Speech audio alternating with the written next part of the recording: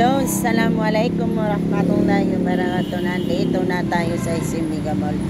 Dahil ito ay pumunta kami dito dahil sinamahan ko aking pamangkin dahil bibili siya ng malita kasi mag-flight daw siya.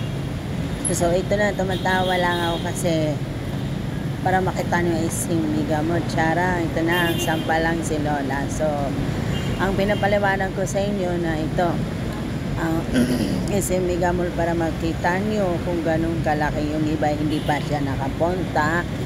Ito na yun, ituturo ko sa inyo kasi hindi ako palagi pumupunta rito, pero ngayon lang ako pumunta kasi tamad ako, kasi matagal ko naman to pero napupunta at pinagsasawaan ko na lang,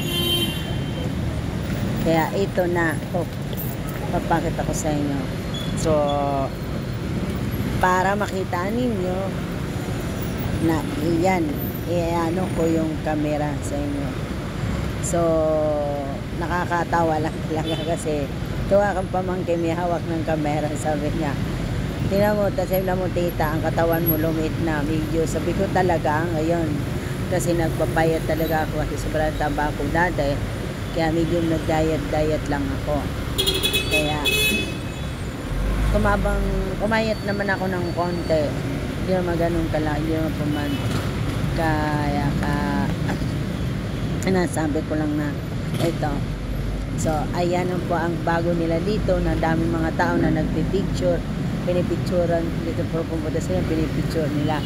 So ito lang ang bago nila sa Isimiga Mall. Ayan, tingnan nyo, ayan, yan, tumayo lang ako para makita ninyo.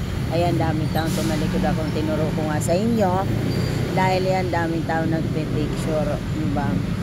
Kaya ako na lang sa inyo, pumunta na kayo, ang umaga hindi pa nila tinanggal, kaya yan, pinapakita ko sa inyo. Ayan, ayan, tingnan niyo, ayan, napakalaki na ho yan, ayan, diba, pinapakita ko sa inyo.